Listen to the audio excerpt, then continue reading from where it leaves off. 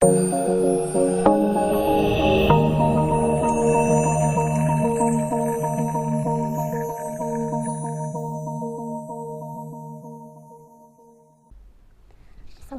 warahmatullahi wabarakatuh. Selamat pagi ya. Untuk video pembelajaran kali ini ya, kita lanjutkan ke langkah berikutnya mengenai proyek pembuatan aplikasi sederhana ya. Kemarin sudah sampai langkah ke-6, yaitu sampai dengan pembuatan kelas ya, lengkap dengan listingnya. Di dalamnya ada variabel ya, pendeklarasian variabel, properti, dan metode. Nah, untuk hari ini ya, kita lanjutkan ke langkah ke-7, yaitu pembuatan dan perancangan form. Kemudian yang ke-8 adalah finishingnya, yaitu membuat perintah atau listing pada form tersebut ya, yang akan kita hubungkan dengan kelas yang sudah kita buat di langkah yang ke-6 ya. Oke, kita lanjut. Jadi karena kita akan mengisi data ya melalui inputan user interface ya, berarti kita harus menyiapkan formnya ya, form untuk menginput data barang ya, seperti yang sudah kita siapkan datanya ya. Berarti di sini Anda tambahkan Windows formnya melalui menu project ya, kemudian pilih add Windows form ya.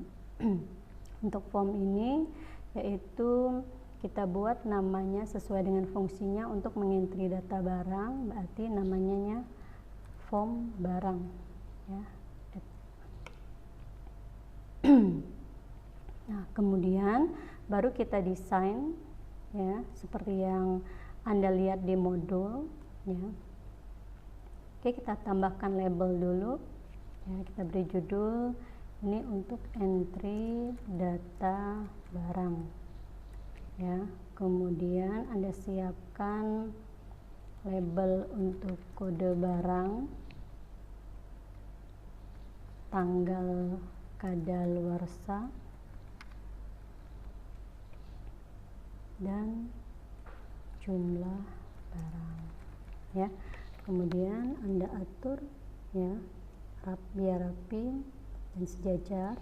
Kemudian baru Anda tambahkan text box ya untuk menginput data-data tersebut. Ini untuk kode barang ya, text box 1 untuk kode barang, kemudian text box 2 untuk tanggal kadaluarsa, dan text box 3 ya itu untuk jumlah barang.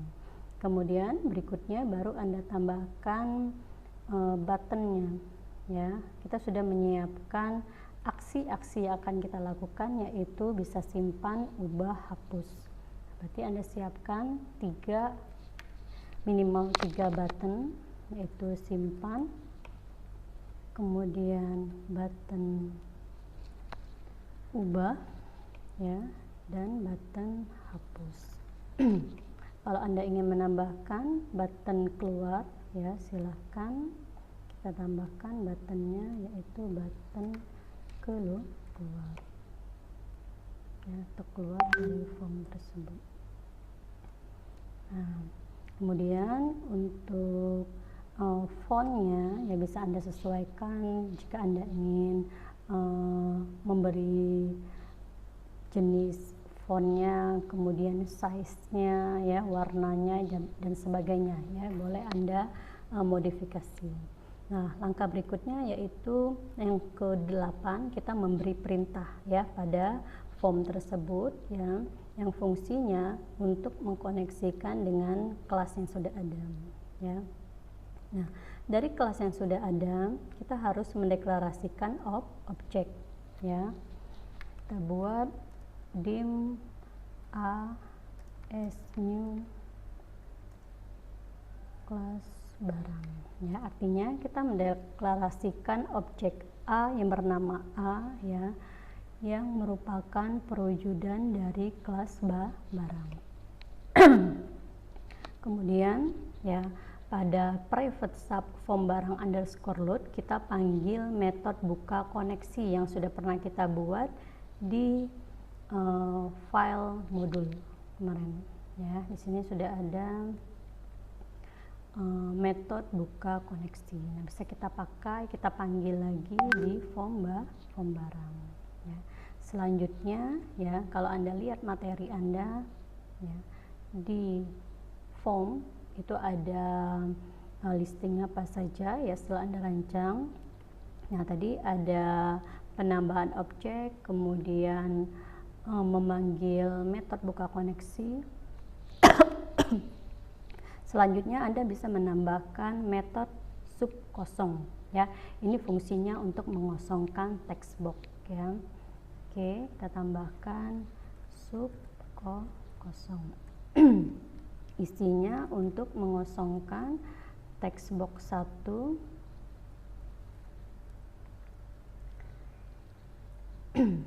text box 2 ya, dan text box 3.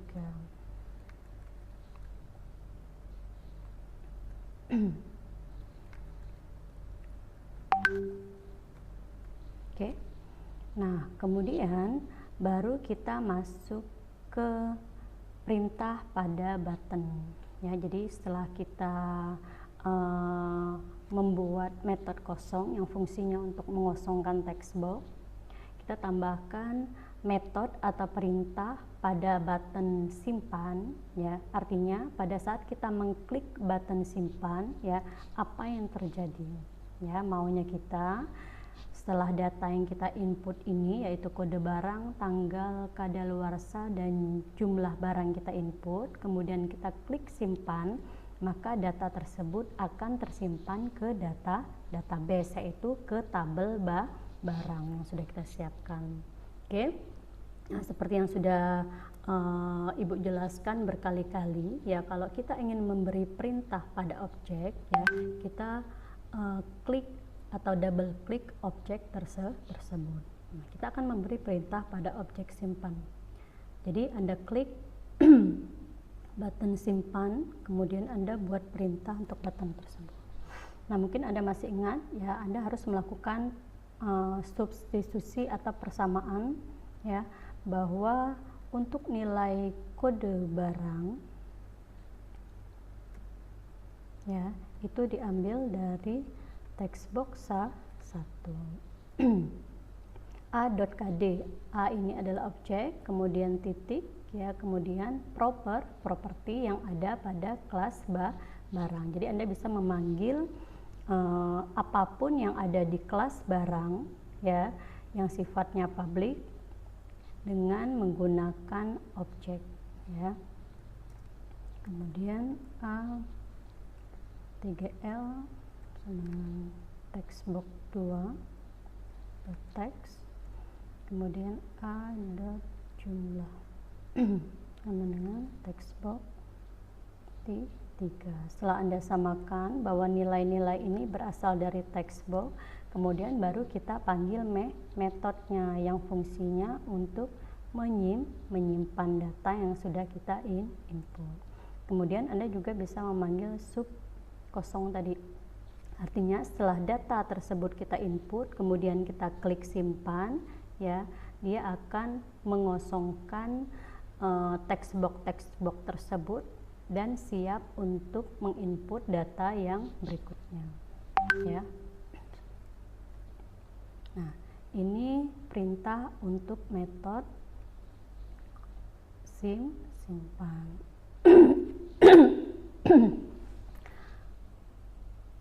Nah, kemudian ya, setelah data tersebut tersimpan ke dalam tabel ya, kita bisa menampilkan data yang sudah kita input tersebut ya. Kenapa kita menampilkan datanya ya? Kita untuk melihat apakah data tersebut sudah tersimpan ke database atau belum. Kemudian dari data yang sudah kita input tersebut ya, Anda bisa nanti merubah data tersebut atau menghapus data tersebut ya. Jadi untuk membuat perintah menampilkan data yang sudah kita simpan ya, caranya yaitu nanti Anda ketikkan kodenya di text box 1, kemudian Anda enter, maka tanggal kadaluarsa dan jumlah barangnya itu akan tampil sesuai dengan yang sudah Anda input tadi atau yang sudah tersimpan. Jadi ya, perintahnya. Oke. Jadi perintah untuk menampilkan data tersebut ada pada text box 1. Ya, kita lihat di text box 1. Kita kembali ke form design. Anda double klik ya text box 1. Nah, di sini muncul private sub text box 1 underscore text change. Nah, kita mau aksinya atau eventnya yaitu pada saat Anda menekan tombol enter pada keyboard. Jadi actionnya ya Anda pilih yang key press ya, yang ini. Ini kita hapus saja ya. Nah, perintahnya yaitu apabila kita menekan tombol enter yaitu kode ASCII-nya 13, maka dia akan menampilkan data tanggal dan jumlah sesuai dengan kode tersebut ya.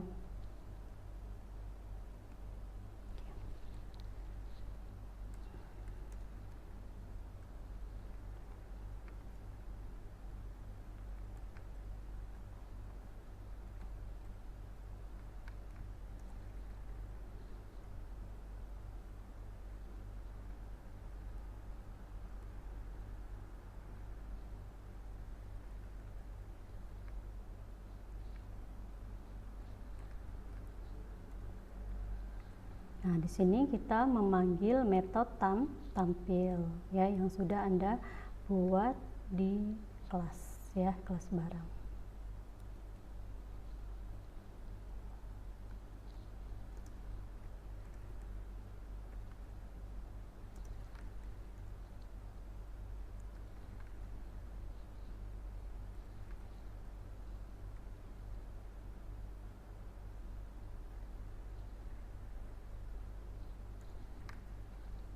Ya, jika ketemu kodenya sesuai dengan yang kita input, maka dia akan menampilkan data tanggal di text box 2 dan data jumlah di text box 3.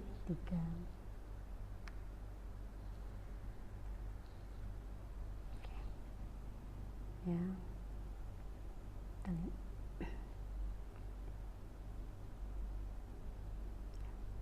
Nah, selanjutnya yaitu kita memberi perintah pada button ubah dan button hapus. Jadi kalau datanya sudah tampil, kita bisa merubah dan menghapus.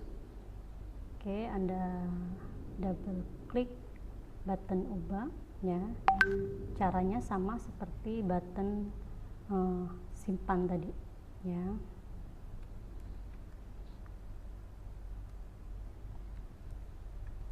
Oke, kemudian kita panggil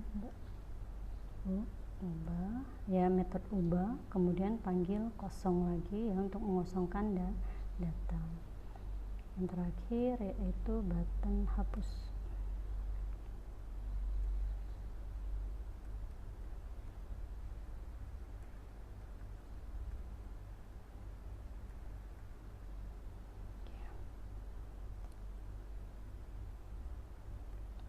Keluarnya ya.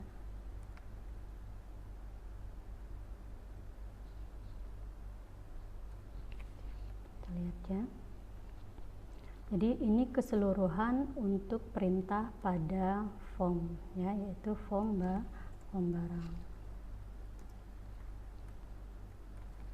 Anda tambahkan ya, jangan lupa yang paling atas tambahkan namespace ya. Oke, kita lihat ya. Kita jalankan. Oke, yang pertama koneksinya sukses ya.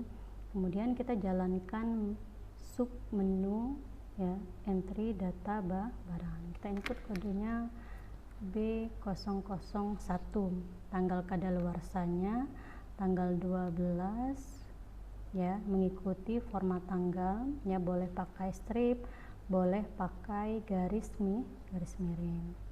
tanggal kadaluarsanya tanggal 12 bulan 12 tahun 2022 misalnya, jumlah barangnya 100. Kita klik simpan. Nah, kalau dia nyimpen maka kosong di sini, artinya dia sudah tersimpan, dan kita kosongkan text boxnya ya untuk menginput data yang baru. Nah, kita lihat ya, kita tampilkan data barang yang kita input tadi, misalnya B001, Anda ketikkan B001, kemudian Anda enter ya. Kalau berhasil dia akan tampil ya sesuai dengan data yang kita simpan tadi, yaitu tanggalnya tanggal 12 bulan 12 2022, kemudian jumlahnya 100. Nah, jika datanya sudah tampil seperti ini, Anda ingin merubah ya, Anda bisa merubah tanggal dan jumlahnya. Misalnya tadi pada saat Anda input ternyata ada kekeliruan ya, yaitu pada jumlah atau pada tanggal ya. Ingat, kode jangan Anda ubah ya. Yang Anda ubah yaitu tanggal dan jumlah. Ya, misalnya jumlahnya bukan 100 tapi 107 ya, Anda ubah dulu jadi 107, kemudian baru Anda klik button ubah ya. Nah, lihat berubah nggak ya. Selain Anda bisa mengecek di database ya, di tabel barang, Anda juga bisa mengeceknya di sini langsung dengan cara memanggil ya, memanggil kembali data yang sudah Anda input tadi berdasarkan kode barang. Input, oh ternyata benar sudah berubah ya. Jadi B001 ini jumlahnya sekarang adalah 107. Jika Anda ingin menghapus, Anda klik button hapus. Maka B001 sudah terhapus, nggak ada lagi ya datanya ya. Oke, kita coba input ulang. 30 tanggal 30 bulan 12 tahun 2022, jumlah barangnya misalnya 200. Anda klik simpan. Oke, nah Anda lihat tadi nggak ada error, sekarang ada error. Kenapa ya? Karena tanggal yang saya input adalah tanggal 30 bulan 12 2022 maunya ya. Tetapi di laptop saya ya, di laptop Ibu penanggalannya bukan tanggal dulu tapi bulan. Jadi dia tidak mengenal bulan 30 ya, yang dia kenal sampai bulan 12 ya. Berarti kesalahannya ada pada penginputan tanggal ya. Jadi kita harus ngikut format yang ada di laptop ya. Kalau bulan dulu berarti bulan dulu, kalau tanggal dulu baru tanggal ya. Oke, masalahnya di situ ya. Oke, kita kembali lagi ke entry data barang. Berarti B001 tanggal kadaluarsanya bulan 12 tanggal 30 tahun 2022. Jumlahnya 200. Anda klik simpan. Maka berhasil ya. Oke, kita lihat lagi. B001 ada nggak? Ada ya. Oke. Kita cek ke database-nya ya, ada nggak. Untuk mengecek ke database, Anda bisa melihatnya langsung dari jendela Solution Explorer ya. Anda klik project-nya ya, klik kanan, kemudian pilih Open Folder in Windows Explorer. Nah, dia akan langsung menuju ke project tersebut ya. Database kita disimpan di dalam folder bin, di dalam folder di debug, yaitu nama database kita yaitu penjualan ya. Anda double klik penjualan, kemudian Anda lihat ya, di tabel barang datanya sudah ada yaitu B001 ya, dengan tanggalnya 12 bulan 12 tanggal 30 tahun 2022, jumlahnya 200. Berarti datanya sukses masuk ke dalam tabel barang. Oke. Nah, mungkin cukup sekian ya video yang coba Ibu buat ya. Ibu harap dapat membantu Anda dalam praktek pembuatan video, pembuatan aplikasi ya, dengan mengikuti langkah-langkah yang sudah ada, ya. Oke, selamat mengerjakan, semoga lancar dan sukses ya, dan terus semangat ya. Oke, terima kasih. Ibu akhiri, wabillahi taufiq wal hidayah. Wassalamualaikum warahmatullahi wabarakatuh.